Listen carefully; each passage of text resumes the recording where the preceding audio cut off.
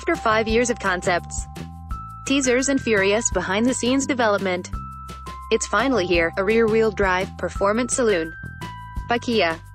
Yep, color is a bright shade of surprised as well. Called the Stinger, and not to be confused with the two-door Stinger concept, Kia's performance saloon is coming to British roads. American too, we're told. With a turbocharged 2.0-liter 4 in the base model and a twin-turbo V6 in the top-spec Stinger GT. The Stinger will be available with either rear or all-wheel drive in the United States. But it's unknown if that choice will be extended to the other side of the Atlantic. Let's be honest, though, the one we're really interested in is the rear drive. Twin-turbo V6. With Brembo 4-piston calipers up front, multi-link suspension in the rear and a 720-watt Harman Kardon stereo in the middle. According to Kia, it's the highest performance production vehicle in the company's history, which is a pretty enticing concept, as is its 3.3-liter twin-turbo V6 with 365 bhp and 376 pounds-feet of torque.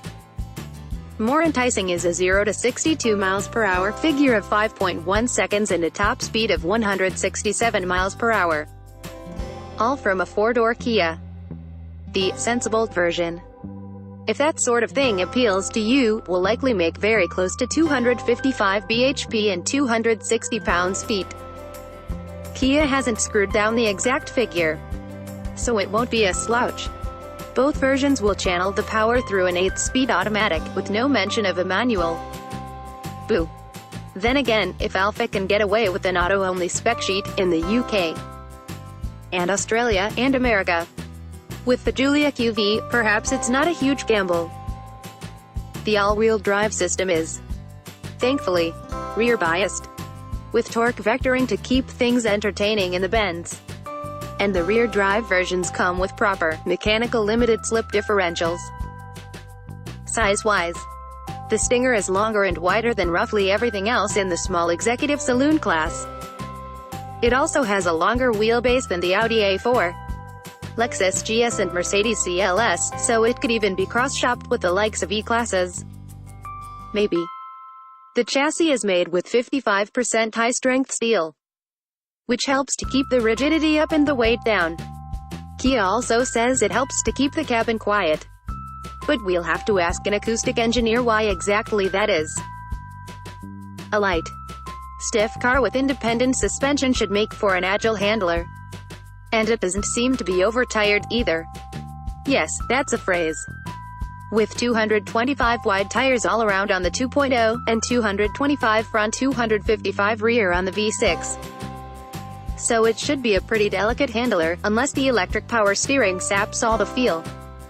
We'll wait until we have a drive to answer that particular question definitively.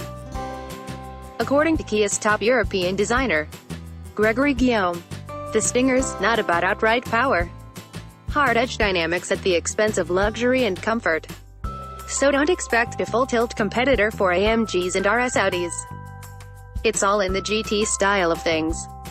Even though it's no longer called the GT, the old triumvirate of space, race and pace. The avant-garde styling of the GT concept has, predictably, moved to something more conservative, saleable, and able to be reproduced in the factory. So, wave goodbye to those glorious suicide doors and 30-inch wheels. But it must be said that the original lines are still there, including the cam-style rear end. We think the road-going Stinger looks ace, especially from the back. And it's called the Stinger, like the missile. Inside, Kia says the cabin is low-slung and covered in nappa leather, which is a good start. There's also Mercedes-style, air-filled active bolsters in the seats, and a screen that'll read out G-force, lap times and engine oil temperatures, which feels decidedly un-Kia, but we're not complaining. But the big question is this: are you ready to accept a fast, luxury, 4-door saloon with a Kia badge on the front?